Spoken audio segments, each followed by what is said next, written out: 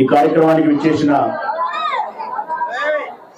10 నిమిషాలన్నా నిశ్శబ్దం, 10 నిమిషాలు మనం మాట్లాడుకున్నాం. 10 నిమిషాలన్నా పిల్లలు నిశ్శబ్దం, తమ్ముళ్ళు పిల్లలు నిశ్శబ్దం. అయినా ఈ కార్యక్రమానికి విచ్చేసిన వివేకానంద నగర్ కాలనీ ఓటర్ మహాశయులకు మీ సోదరుడు రాచమల్లు శిరస్సు వంచి హృదయపూర్వకంగా నమస్కరిస్తా ఉన్నారు.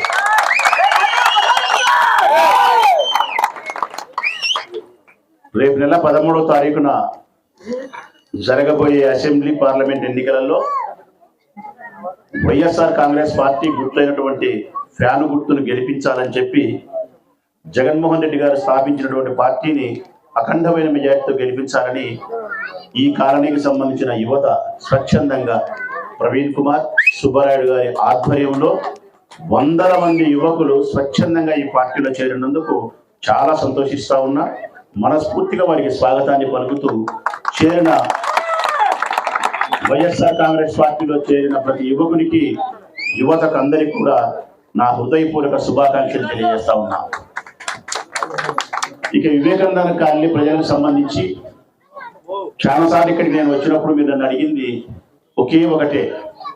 ఎన్నోసార్లు ఇక్కడికి నేను వచ్చిన ప్రజా సమస్యల పైన మీ కొరకు వచ్చిన ప్రతిసారి మీరు మాట్లాడిన మాట ఒకటే, జగనన్న ప్రభుత్వంలో పేదవారికి అంతా మంచి జరుగుతూ ఉందన్న, సంక్షేమ పథకాలు అందరికీ నిష్పక్షపాతంగా అందుతూ ఉన్నాయి, మా పిల్లల చదువులో కూడా స్కూళ్ళు బాగైనాయి, ఆరోగ్యశ్రీ కార్డు 25 లక్షల వరకు పెంచి ఇచ్చి మాకు మేలు చేసినారు, పొదుపు సంఘాల రుణాలు అన్ననే 4 భాగాలుగా చెల్లించినారు, పెన్షన్ కూడా 3000 రూపాయల వరకు పెంచి సీకట్లోనే ఇంటికి వాలంటీర్లతో పంపిస్తా ఉన్నారు, సచివాలయ వ్యవస్థ కానీ గ్రామ వాలంటీర్ విధానం కానీ సంక్షేమ పథకాలతో ఆర్థిక భరోసా పేదవారికి కానీ నాడు నేడు మన బడి ద్వారా పిల్లల యొక్క రూపురేఖలే మారిపోవడం కానీ ఆరోగ్యశ్రీ ద్వారా మన కుటుంబ సభ్యుల యొక్క ఆయుష్ను ఆరోగ్యాన్ని కాపాడుకుంటుండే విధానం కానీ జగనన్న ఆరోగ్య సురక్ష ద్వారా మన ఇంటికి వస్తూ ఉండే డాక్టర్లు వైద్యం కానీ మనకు కావాల్సిన పత్రాలు ఏవైతే ఉన్నాయో బర్త్ సర్టిఫికేట్ కానీ రెవెన్యూ కానీ డెత్ కానీ ఏవైతే ఉన్నాయో అవి మన ఇంటి దగ్గరికి తీసుకొచ్చి ఇచ్చే విధానం,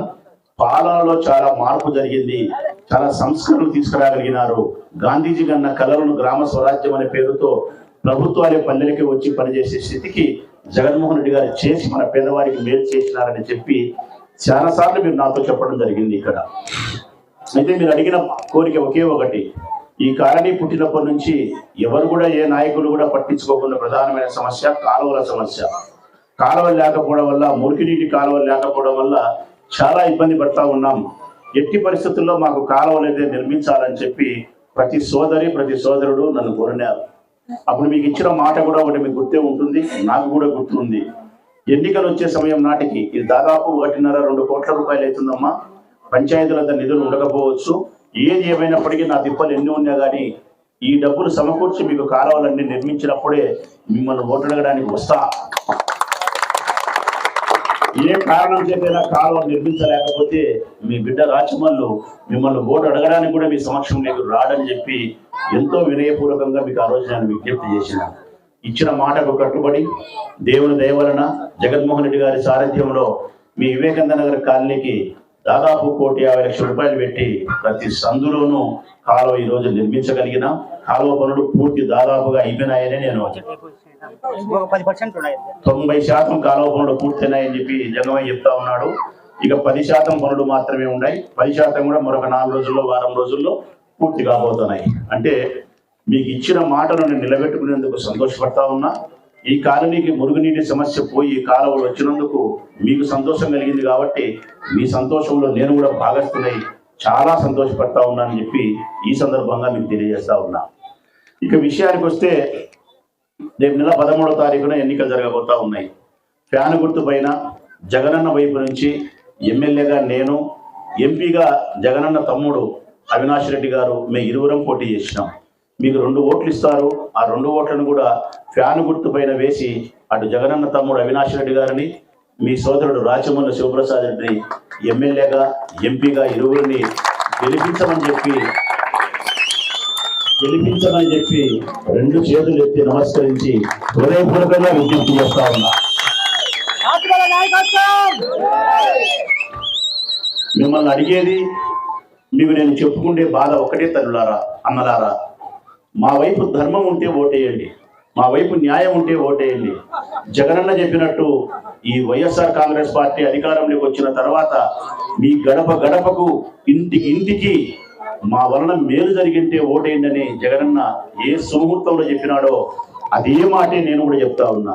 ఈ ప్రొద్దుటూరు నియోజకవర్గంలో ప్రతి గడపకు వైఎస్ఆర్ కాంగ్రెస్ పార్టీ వలన మేలు జరిగి ఉంటే, మా వలన, మన పార్టీ వలన మీ కుటుంబానికి మంచి జరిగి ఉంటే, అది పెన్షన్ కావచ్చు, మీ పిల్లల చదువు కావచ్చు, ఆరోగ్యం కావచ్చు, సీఎం రిలీఫ్ ఫండ్ కావచ్చు, పొదుపు సంఘాల మహిళల యొక్క రుణాలు కావచ్చు, చిన్న చిన్న చేతి పనులు వృత్తులు చేసుకునే వారికి చేసిన ఆర్థిక సహాయం కావచ్చు, ఎన్నో విషయాలలో రైతు భరోసా కేంద్రాలు కానీ ఇట్లా పేదవారికి ఉపయోగం జరిగి ఉంటే, నా నాయకత్వ లక్షణాల ద్వారా ఈ పార్టీలో, జగనన్న పార్టీలో ఈ ప్రొద్దుటూరు నియోజకవర్గాన్ని నేను అభివృద్ధి చేసిన మాట నిజమైతే, ఈ వివేకానంద కాలనీలో మీకు కావలసిన నీరును కానీ, మీకు కావలసిన మురుగునీటి కాలువల సమస్య కానీ, మీకు కావలసిన సచివాలయం ద్వారా జరిగే సమస్యల పరిష్కారం కానీ అన్ని జరిగి ఉంటే, ఒక్క మాటలో చెప్పాలంటే వైఎస్ఆర్ కాంగ్రెస్ పార్టీ ద్వారా మన పేదవారికి మేలు జరిగి ఉంటే నన్ను గెలిపించండి తల్లి.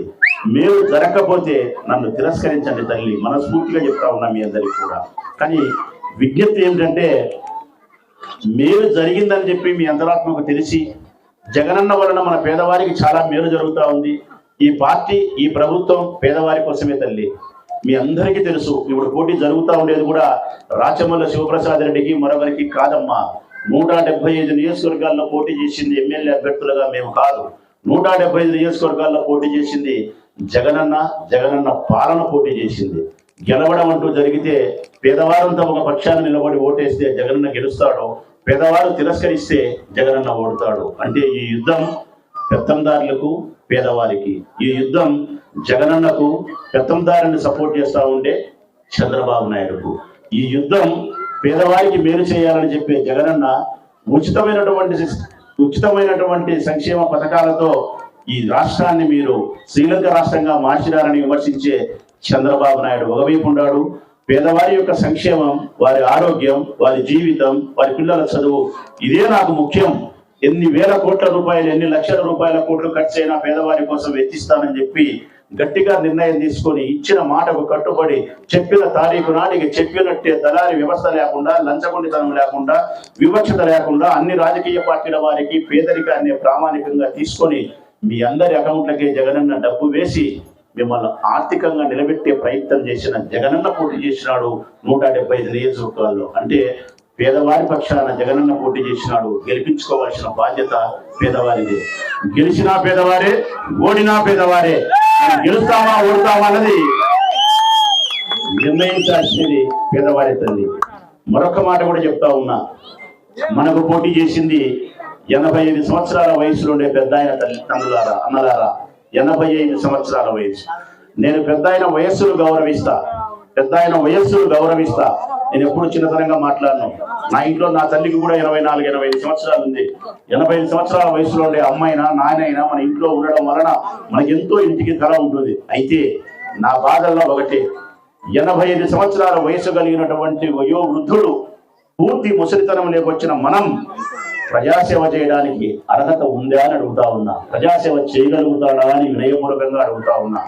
ఓ యువకుడు పేద ప్రజల కోసం కానీ, ఈ ఊరి ప్రజల కోసం కానీ శ్రమించే విధానం 85 సంవత్సరాల వయసులో ఉండే పెద్ద మనిషికి ఉండగలుగుతుందా? ఒక గంట క్రితం మాట్లాడిన మాట 85 సంవత్సరాల వయసులో గుర్తుండదు, శరీరము సహకరించదు, వారి పనులు వారు చేసుకునే దానికి ఇబ్బందిగా ఉంటుంది. అట్టి వయసులో పదవి వ్యామోహంతో పోటీ చేసి 25 సంవత్సరాలు ఎమ్మెల్యేగా ఉండి అప్పుడే ఈ ఊరిని ఉద్ధరించలేని పెద్ద మనిషి ఊరి వరకు ఎందుకు? మీ వివేకానంద గారి కాలనీ గురించే మాట్లాడదాం. 25 సంవత్సరాలు ఎమ్మెల్యేగా కొనసాగిన వరదరాజిరెడ్డి ఈ వివేకానంద కాలనీలో ఎందుకు కాలువలు నిర్మించలేకపోయినాడు? ఆయన నిర్మించలేకపోవడం వలనే నేను నిర్మించాల్సినటువంటి బాధ్యత ఏర్పడింది. ఇది ఒక్క ఉదాహరణ మీకు చాలు. ఒక మార్కెట్ కట్టాలంటే నీళ్లు తీసుకొచ్చి మీకు ఇవ్వలేకపోయినాడు. పిల్లల కాలేజీకి డబ్బులు తీసుకొచ్చి ఇవ్వాలంటే ఇవ్వలేకపోయినాడు. ఇన్ని సంక్షేమ పథకాలు చంద్రబాబు నాయుడు ప్రవేశపెట్టలేకపోయినాడు. ఒక పేద మహిళకు ఒక సెంటు స్థలం ఇచ్చి 1 లక్ష రూపాయలు డబ్బు ఇచ్చి ఇల్లు కట్టించలేకపోయినాడు. తాగడానికి గుక్కెడు నీళ్లు ఇవ్వలేకపోయినాడు. పిల్లల బడులకు ఒక్క బాత్రూమ్ కట్టించలేకపోయినాడు చంద్రబాబు నాయుడు, వరదరాజిరెడ్డి. మరి ఇవన్నీ గాలికి వదిలేస్తే నాకు బాధ కలిగేది ఒకటే, కరోనా వచ్చింది, అందరం అతలాకుతలం అయిపోతా ఉన్నాం. తల్లులకు పిల్లలు, పిల్లలకు తల్లులు, భార్యకు భర్త, భర్తకు భార్య దూరం అయిపోయే పరిస్థితి వస్తుంది. సస్తే కూడా దగ్గరికి పోయేదానికి భయపడే పరిస్థితుల్లో వరదరాజిరెడ్డి గారు ఎక్కడుండారు అని అడుగుతా ఉన్నాను. వరదరాజిరెడ్డి గారు ఎక్కడుండారు అని మళ్ళా అడుగుతా ఉన్నా. నువ్వు నాయకుడివే, 25 సంవత్సరాలు ఎమ్మెల్యేవే, మరి అటప్పుడు ఇంత పెద్ద ఉపద్రవ వచ్చినప్పుడు ప్రజా సమస్య పరిష్కరించాల్సిన నీవు, ప్రజలకు ప్రమాదమే సంభవించినప్పుడు ప్రజల మధ్యలోకి రావాల్సిన నీవు రాకుండా కామనుల్లో ఇంటికే పరిమితమై నీ కొడుకు కొండారెడ్డిని హైదరాబాద్కు పరిమితం చేసి ప్రజలను గాలికి వదిలేస్తే ఆ రోజు మీ సమక్షంలోకి వచ్చినది, మీ ప్రాణాలు కాపాడడానికి మా ప్రాణం అడ్డం వేసినది వైఎస్ఆర్ కాంగ్రెస్ పార్టీ జెండా మాత్రమే. అన్నలారా అక్కలారా, వైఎస్ఆర్ కాంగ్రెస్ పార్టీ జెండా మాత్రమే. మాకు ఆ రోజు జగనన్న ఆదేశించినాడు, బ్రతికితే బ్రతుకుతాం, మరణిస్తే మరణిస్తాం. ప్రజలు ప్రమాదంలో ఉండేటప్పుడు ప్రతి ఎమ్మెల్యేకి సంబంధించిన అనుయులు అందరూ కూడా ప్రజాక్షేత్రంలో వీధులలోనే ఉండాల్సిందే, ప్రజలు కాపాడాల్సిందే. ఇది నా ఆజ్ఞ, నా మాట, నా అభ్యర్థన అని చెప్పి జగనన్న మమ్మల్ని ఆదేశిస్తే ఆ అన్న మాటను పట్టుకొని మేము ఈ ప్రజల పట్ల రుణం తీర్చుకునే ప్రయత్నంలో భాగంగా నేను కానీ, నాతో పాటు నా తమ్ముళ్ళు కానీ, నా చెల్లెళ్ళు కానీ, నా పార్టీకి సంబంధించిన అందరం మీ దగ్గరికి రాగలిగినాం, వీధిలో నిలబడగలిగినాం, క్వారంటైన్ సెంటర్లు ఓపెన్ చేయగలిగినాం, ఆక్సిజన్ లేని వానికి ఆక్సిజన్ ఇప్పించగలిగినాం, ఆసుపత్రులు జరిపించగలిగినాం, కూరగాయలు పంచినాం, బియ్యం పంచినాం, డబ్బులు పంచినాం.